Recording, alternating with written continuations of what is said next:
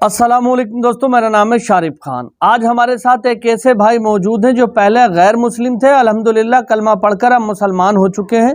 ये कोई आम व्यक्ति नहीं है। जैसे मुसलमानों के अंदर हाफिज कुरान होते हैं, उसी तरह से ये ईसाई धर्म के अंदर हाफिज बाइबल थे। यानी ईसाई धर्म के लोग इनसे अक्सर आकर सवाल पूछा करते थे और उनको जवाब दिया करते थे ये भाई। तो ये आज आए हैं अपनी ज़िंदगी की पूरी कहानी बताने के लिए। ये अपने मुंह से आपको बताएंगे कि हाफिज बाइबल होने के बावजूद भी ये इस्लाम में कैसे दाखिल हुए, वो क्या चीज़ थी, वो क्या टर्निंग पॉइंट था जो इनको इस्लाम की तरफ खींच करके लाया और अल्हम्दुलिल्लाह ये कलमा पढ़कर मुसलमान हो गए। ये अपनी ज़िंदगी की पूरी कहानी खुद आपको बताएंगे अपने मुंह से। दो मोटी मोटी बातें इनके बारे में हम आपको बता दें, फिर भाई के पास चलेंगे, इन्हीं से जानेंगे। दोस्तों, ये बाइबल को इतना पढ़ा करते थे कि बाइबल को इन्होंने हिफ्ज कर लिया था, यानी याद कर लिया था। बाइबल यानी कि क्रिश्चियनों की किताब, ईसाइयों की किताब, तो उसको इन्होंने मुँह ज़बानी याद कर लिया था, हिफ्ज कर लिया था। और अक्सर ये सोचा करते थे कि बाइबल के अंदर मुझे कुछ ऐसी चीज़ें नज़र आती हैं कि जिन पर मुझे डाउट होता है। डाउट का मतलब ये है कि ईसा अलैहिस्सलाम, जिनको ये खुदा माना करते थे नाउजुबिल्लाह, ये बार बार इस चीज़ पे ध्यान देते थे कि ईसा अलैहिस्सलाम किसी एक और पावर से, किसी ऐसी ताकतवर शख्सियत से बात करते हैं और कहते हैं कि तूने मुझे अकेला छोड़ दिया है इन लोगों के बीच में। और अक्सर बात जगह जगह पर किया करते हैं। अब इनके मन के अंदर, इनके दिमाग के अंदर ये बात ट्रिगर करने लगी कि जब ये खुदा हैं तो ये किससे कहते हैं कि तूने मुझे अकेला छोड़ दिया और मेरी मदद कर। इसका मतलब ये हुआ कि इनसे भी बड़ी कोई ताकत है, जिसके आदेश पर, जिसके हुक्म पर ईसा अलैहिस्सलाम चलते हैं। वहीं से इनकी जो सोच विचार था पूरा बदलना शुरू हो गया। और एक दिन एक ऐसी घटना हुई कि इनके बिल्कुल कान के बराबर से एक गोली निकल करके गई। वो पूरा किस्सा क्या था ये खुद आपको बताएंगे, मैं शॉर्ट में बता रहा हूँ। वो गोली दीवार पर लगी इनके कान के बराबर से निकल के, और उस दिन इन्हें ज़िंदगी और मौत का एहसास हुआ। जब इंसान इमोशनली अंदर से सोच विचार करता है तो उसकी जो अंतरात्मा होती है, जो रूह होती है, उसको सही मार्गदर्शन दिखाने की कोशिश करती है। तो फिलहाल अल्लाह तबारक व ताला की इनके ऊपर रहमत हुई कि इनके मन के अंदर सही सही बातें आने लगी, इनका दिमाग चलने लगा। और जिस तरह से इन्होंने बाइबल को पढ़ा था उसी तरह से फिर कुरान की तमाम चीज़ें इन्होंने देखी और ये मुकम्मल हो गए कि सच्चा और पक्का जो धर्म है वो इस्लाम है। और ये क्रिश्चियनिटी से फिर इस्लाम की तरफ आ गए। तो वीडियो में ज़्यादा देरी नहीं करते हुए भाई के पास चलते हैं और जानने की कोशिश करते हैं पूरी ज़िंदगी की कहानी। इस वीडियो में लास्ट तक बने रहना, बहुत ही ज़्यादा इंटरेस्टिंग ये कहानी है। ये कोई आम इंसान नहीं है, बल्कि ईसाई धर्म के ऐसे पादरी हैं जिन्होंने पूरे ईसाई धर्म को पढ़ा, बाइबल को पढ़ा, और उसके बाद इन्होंने कहा कि इस्लाम ही सच्चा है। तो आप अंदाज़ा लगा सकते हैं कि किस लेवल पर पढ़ाई और खोजबीन की गई होगी। तो इनकी तमाम खोजों को इनके मुंह से सुनते हैं। चलिए शुरू करते हैं वीडियो। वालेकुम अस्सलाम वरहमतुल्लाहि वबरकातुहू। मैं पोर्टोरिको में पैदा हुआ था, मगर मेरा बचपन न्यूयॉर्क में गुजरा। मैंने 15 साल की उम्र में इस्लाम कबूल किया। इस्लाम से पहले मेरी परवरिश कैथलिक के तौर पर हुई, तो हम हर इतवार को चर्च जाते थे। मेरी परवरिश का बड़ा हिस्सा इसी अंदाज से गुजरा। मैंने बपतिस्मा लिया और होली कम्युनियन हासिल की। यानी अपने मजहब से मेरा काफी गहरा ताल्लुक रहा है। मैं चर्च के साथ मिलकर समाजी काम भी कर रहा था, मगर उस जमाने में कुछ बातें ऐसी थी जो मेरी समझ के बिल्कुल खिलाफ थी। ईसाइयत में कौन सी बात आपको समझ ना आ सकी थी? क्या अकीदे के हवाले से आपको एतराज़ात थे? जब मैं कैथलिक था तो ट्रिनिटी का अकीदा बार बार मेरे सामने दोहराया जाता था, मगर एक बात मुझे खटकती रही। जैसे मैंने बताया, मैं बाइबल बहुत पढ़ता था और उसकी तालीमात अच्छी तरह जानता था। तो जब हजरत मूसा अलैहिस्सलाम ने 10 अहकाम पेश किए तो उनमें से एक वाज़ेह हुक्म था कि सिर्फ एक खुदा और अपने रब पर ईमान लाओ। तो ट्रिनिटी का नजरिया मुझे कभी भी समझ में नहीं आ सका, ये मेरी अकल से बाहर था। अगर हमें जीसस की इबादत करनी चाहिए तो वो किसकी इबादत करते थे? बतौर कैथलिक्स हमें बताया जाता है कि हज़रत ईसा अलैहिस्सलाम के साथ एक चोर था। बादशाही में आओ और बख्शे जाओ, और वो उसे माफ कर देते हैं। मगर वो वक्त जब वो खुद सलीब पर थे तो वो पुकारते हैं, तूने मुझे क्यों छोड़ दिया? तो वो तू कौन है? किससे बात कर रहे थे? वो उसे क्यों पुकार रहे थे? उन्हें अक्सर आसमान की तरफ देखते हुए दिखाया जाता है कि जैसे वो खुदा से बात कर रहे हों। और मैं सोचता था, अगर यही खुदा है जिनकी हमें इबादत करनी है, तो फिर वो अपनी जिंदगी में मुख्तलिफ मसाइल को हल करने के लिए किसी और की तरफ इस तरह से तवज्जो करके दुआ क्यों मांगते थे? तो बस इसलिए 3 में 1 का ये अकीदा मेरी समझ में कभी नहीं आ सका। अच्छा, मैं इसके बारे में सवालात पूछता था, मगर ज्यादातर जवाब यही होता था कि ये गुस्ताखी है, तुम्हें इस तरह के सवालात बिल्कुल नहीं करने चाहिए, ये तुम्हारा ईमान है और इस ईमान पर तुम्हें जमे रहना है। इसी तरह मगर मुझे इस जवाब ने मुतमईन नहीं किया। मैं हर चीज का अकली पहलू देखता था, तो मुझे अकली लिहाज से वो जवाबात नहीं मिल रहे थे जिनकी मुझे जरूरत थी। मैं इधर उधर भटक रहा था। मैं रूहानी सच्चाई की तलाश में था कि सही रास्ता कौन सा है मेरे लिए। इस्लाम से पहले आपकी जिंदगी कैसी थी? अपने बचपन में यानी 11 साल की उम्र में मैं शामिल हो गया था स्ट्रीट गैंग में। एक दिन मैं ऐसे ही बैठा हुआ था, डोमिनोज का गेम खेल रहा था, और ये वो जमाना था जब मेरे अंदर कुछ थोड़ा ठहराव आने लगा था। मैं तभी मजहब से जुड़ा हुआ था, मगर इतना नहीं जितना कि मैं पहले था। तब मैं वहाँ टेबल पर बैठा हुआ था और मैं डोमिनोज खेल रहा था, और अचानक मुझे काफी फासले से एक आवाज आई धमाके की। जैसे ही मुझे उस धमाके की आवाज आई, मैं उठा और भागता हुआ घर चला गया। फिर जब मैं बाहर आया और वो जगह देखी जहां मैं बैठकर डोमिनोज खेल रहा था, मैंने देखा गोली मुझसे सिर्फ 1 इंच की दूरी पर लगी थी, और गोली मेरे पीछे दीवार में लगी, बिल्कुल वहां जहां मैं बैठा हुआ था। मुझे नहीं मालूम कि दूसरी गोली कहाँ लगी, मगर वो पहली गोली मेरे सर पर तकरीबन एक सीधा फायर था। इस वाकये के बाद जब मैंने हालात पर गौर किया तो मुझे एहसास हुआ कि मैं अभी उसी माहौल में फंसा हुआ हूँ। हालात आसान हो या मुश्किल, मैं तो उसी माहौल में फंसा हुआ हूँ, और जबकि मैं इसी का हिस्सा हूँ तो लाजमी है कि हमेशा निशाने पर रहूंगा। मैंने सोचा इसी राह पर चलता रहना चाहता हूँ। उस वक्त मेरे बच्चे भी थे। इस लम्हे ने गफलत दूर कर दी। मैंने दोबारा रूहानी तलाश शुरू कर दी, और मैं सोचता था कि मैं इसे यानी जिंदगी को किस तरफ ले जाना चाहता हूँ। इसके बाद मजीद क्या तलाश बाकी रह जाती है। वैसे खुद भी गैर मामूली तब्दीली है। कलमा शहादत पढ़ लेना बहुत बड़ी तब्दीली है, मगर जब जिंदगी का बड़ा हिस्सा गैंग बैंगिंग में गुजरा हो, आप उन सरगर्मियों का हिस्सा रहे हो, फिर खुद को उनसे अलग कर लें, बहुत बड़ी तब्दीली है ये तो। आपने पहली मरतबा इस्लाम के मुतालिक कब सुना, और इस्लाम की तरफ आपका सफर कैसे शुरू हुआ? मैंने जब पहली बार इस्लाम के बारे में सुना, दरअसल मेरा एक बहुत गहरा दोस्त था जिससे मेरा राब्ता खत्म हो गया था, मगर मैं उसे फ्री किंडरगार्टन से जानता था।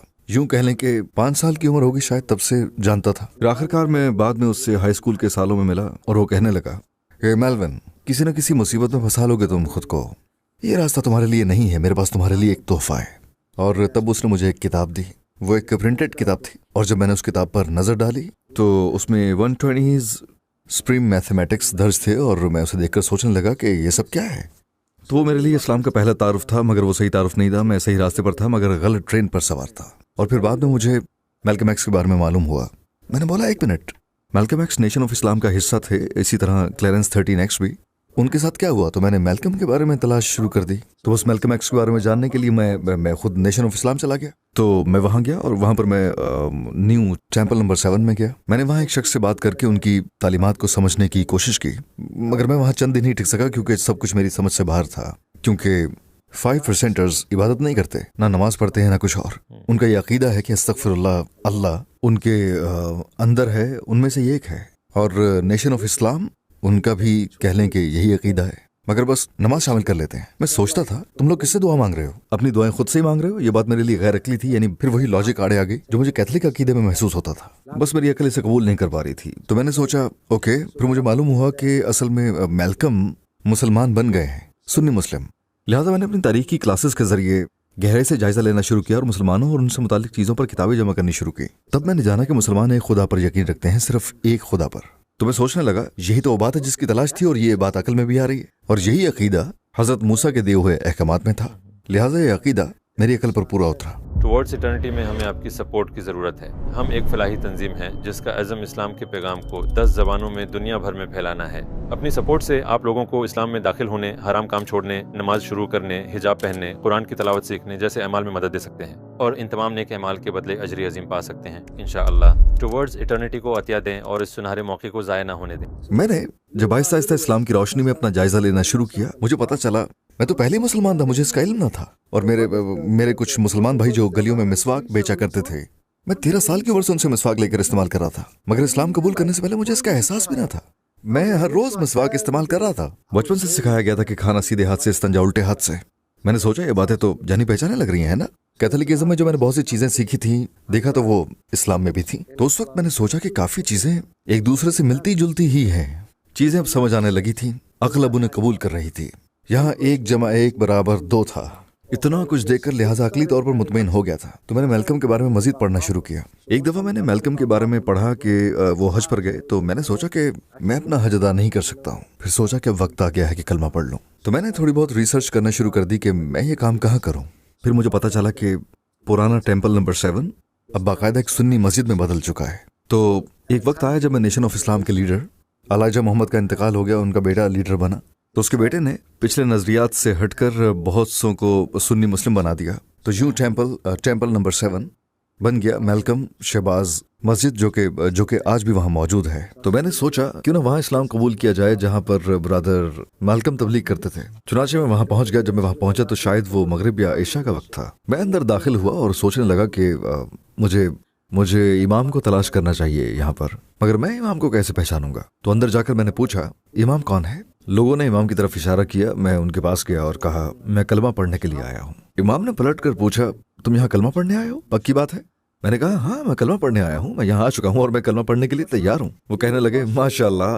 वो बहुत खुश हुए। उन्होंने पूछा कि तुम इसका मकसद जानते हो? मैंने कहा हाँ। और फिर हम एक तरफ खड़े हो गए, हमने बात करना शुरू की और 5 अरकान पर बात की। अल्हम्दुलिल्लाह वहाँ मैंने कलमा पढ़ लिया और ये मेरी ज़िंदगी का सबसे बेहतरीन फैसला था। मुझे यूँ महसूस हुआ जैसे कोई बोझ, कोई वज़न मेरे कंधों से उतर गया हो और मैं बहुत खुश और पुरजोश था अल्हम्दुलिल्लाह। आपको इस्लाम कबूल करने पर किस बात ने कायल किया था? सिर्फ तौहीद आपके लिए काफ़ी थी या दूसरी चीज़ें भी थी?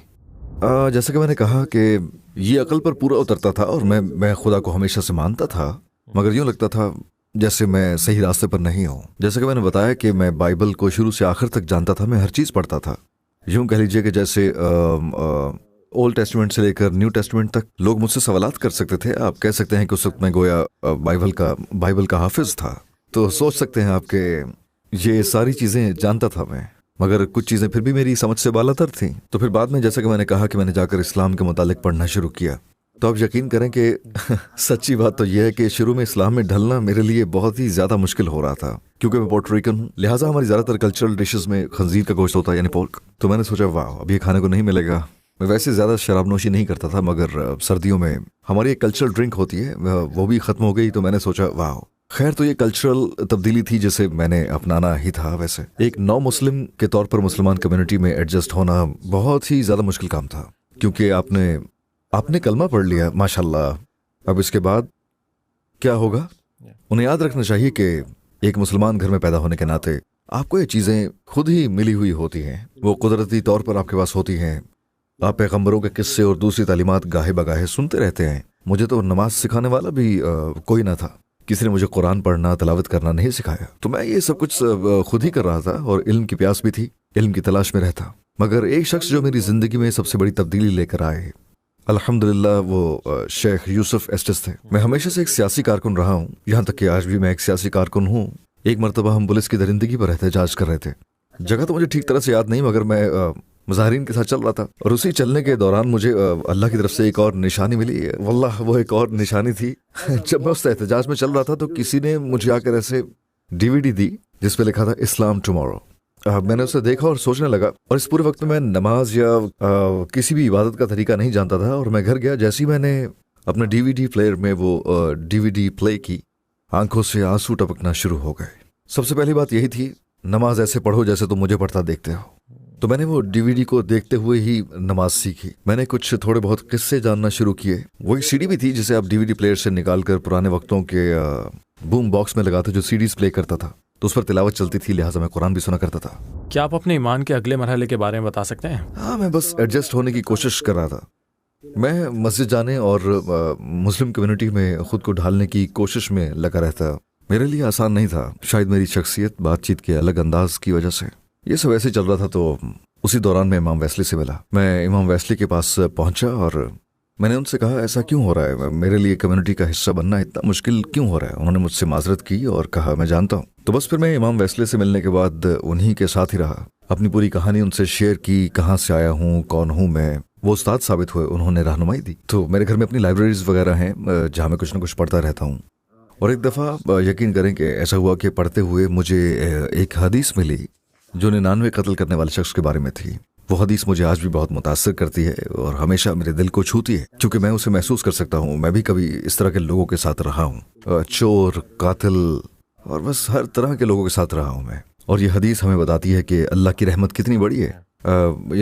उस शख्स ने 99 कत्ल किए थे और तौबा करना चाहता था। वो तौबा की तलाश में निकला और रास्ते में मर गया। अब फरिश्ते आपस में बहस करने लगे कि ये जहन्नम में जाएगा या जन्नत में जाएगा। फिर अल्लाह ने पूछा कि वो किस बस्ती के करीब है, तौबा वाली बस्ती के करीब या इसके गुनाहों वाली बस्ती के करीब। तो फिर अल्लाह ने ज़मीन को सुकेड़ कर उसे तौबा वाली बस्ती के करीब कर दिया और जन्नत में दाखिल किया।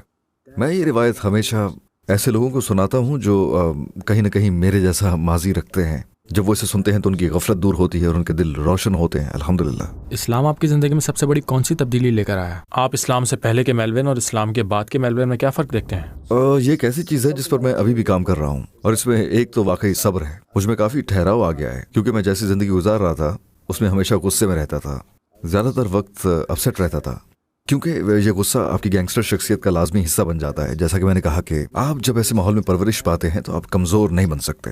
आपको लड़ने के लिए हमेशा तैयार रहना पड़ता है, चाहे जीत हो या हार हो। तो इन सब चीज़ों से मेरी ज़िंदगी पर बहुत ही गहरा असर पड़ा। अगर कोई मुझे गलत अंदाज से देखता भी तो मैं सीधा जाकर बगैर कुछ पूछे उसके मुंह पर मुक्का मार देता। मैं बगैर कुछ सोचे समझे ऐसी तशद्दुद किया करता था, और ये तशद्दुद मेरी फितरत बन गया था, और मुझे इस पर अफसोस भी नहीं था। एक दफ़ा का जिक्र है कि मैं ट्रेन में था, एक आदमी गुस्से से लोगों को घूर रहा था। शायद वो अपसेट था या पता नहीं, खैर मैंने उसे देखा कि वो ट्रेन से उतरते हुए लोगों को जैसे कोस रहा था, वो लोगों को बाकायदा ललकार रहा था। अगर लड़ना है तो आओ मुझसे लड़ो। अगर मेरे माजी का दौर होता तो मैं सुनते ही उसे कहता, ओ तुम लड़ना चाहते हो? तो फिर मैं अपनी जैकेट उतारता और उस पर झपट पड़ता। ठीक है, लड़ना चाहते हो ना तो लड़ो, मजा चखो। मैंने उसे देखा और कहा कि भाई खुदा तुम्हें सलामत रखे। उसने मुझे देखा, मैं उसे देख के मुस्कुराया, वो भी जवाब में मुस्कुराया, और उसका रवैया पूरी तरह से बदल गया। जब वो उतर रहा था तो मैं उसे देख के मुस्कुरा रहा था, वो भी मुझे देखकर मुस्कुरा रहा था। उसका सारे का सारा रवैया, सबको गालियां देना, लड़ाई पर आमादा होना, ये सब कुछ अचानक बदल गया। वो खुल के बात करने लगा कि किस मसले में। कहने लगा मैं बहुत मुश्किल में हूँ। जो भी उसके साथ मसला था उसने मुझे बताया। उस वक्त मेरे पास कैश नहीं था। मैंने उससे कहा कि तुम्हारे पास कैश ऐप वगैरह है? तो उसने मुझे अपना इंस्टाग्राम दिया। कैश ऐप से मैंने उसे कुछ भेज दिया और मैंने उसे कहा ये लो, ये रख लो, कुछ खा पी लो और जैसा तुम चाहो खर्च करो, मगर हालात को खुद पे हावी ना होने दो। तो उसने बोला थैंक यू। दिलचस्प बात ये थी कि उसके बाद मेरे साथ उसका बर्ताव अच्छा हो गया, और इस सब के बाद वो दूसरी बोगी में चढ़ गया और वहां मौजूद बाकी लोगों के साथ भी उसका रवैया वैसा ही था, मगर मेरे साथ वो पुरसुकून हो गया, उसका रवैया बदल गया। तो तसव्वुर करें कि अगर अगली बोगी में भी उसे कोई मुस्कुरा कर देख लेता, वो जैसे ही वहां जाता वहां भी उसे कोई देखकर मुस्कुरा देता, तो उसका रवैया मुसलसल बदलता जाता और ऐसे ही उसका दिल नर्म होता जाता। ये वो चीज़ है जिसे हमें अपने अंदर टटोलना चाहिए। हर कोई हमारे जैसे हालात से नहीं गुजर रहा होता, किसी के लिए जिंदगी बहुत कठिन हो सकती है। तो देखा दोस्तों, भाई की वीडियो आपने देखी। इनकी वीडियो देखकर आपको क्या लगता है कि जब अल्लाह किसी को अपनी तरफ खींचना चाहता है, जब अल्लाह किसी के दिल के अंदर नूर भरता है, तो ज़माना लाख उसके अगेंस्ट आकर खड़ा हो जाए, लेकिन वो फिर मुड़ता नहीं है, सही रास्ते की तरफ चलता है।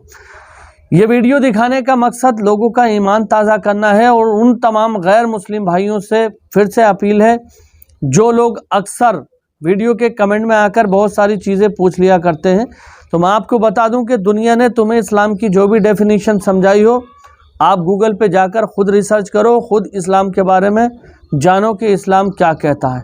इसी के साथ साथ मैं आपको बता दूं कि जैसे इनकी ज़िंदगी में घटनाएं हुई, अलग अलग इंसिडेंट हुए और ये उन इंसिडेंट से इंस्पायर हुए, ऐसे ही कोई भी व्यक्ति इंस्पायर हो सकता है। और इसी के साथ साथ जो पहले से मुसलमान हैं उनको अपना ईमान जगाने की ज़रूरत है, उनको अपने ऊपर ध्यान देने की ज़रूरत है, अपने गिरेबान में झांकने की ज़रूरत है। सबसे पहले मैं अपने गिरेबान में झांकूं और उसके बाद आप लोग, कि हमें जो कमी कमाई चीज़ जो अल्लाह की तरफ से तोहफ़ा मिल गया है, क्या उस पर हम खरे उतर रहे हैं? क्या हम जो इस्लाम में चीज़ें बताई गई हैं उसको सही तरीके से फॉलो कर रहे हैं? यकीनन अल्लाह और उसके रसूल से मोहब्बत करना ईमान है, लेकिन उसके साथ साथ बहुत सारी ऐसी चीज़ें बताई गई हैं कि जिनको करना है। तो आप या हम में से कोई भी उन चीज़ों को कर रहा है? मेरी बात पे गौर देना, और अगर आपको मेरी बात सही लगी हो, ये वीडियो अच्छी लगी हो, तो चैनल को सब्सक्राइब करके बेल आइकन पर ऑल का बटन ज़रूर सेलेक्ट करना, क्योंकि इस तरह की बहुत सारी वीडियो हम लेकर के आते रहते हैं। अब इंशाअल्लाह ताला अगली वीडियो में मुलाकात होगी, तब तक अपने भाई को इजाज़त दीजिए। खुदा हाफिज़, जय हिंद, जय भारत।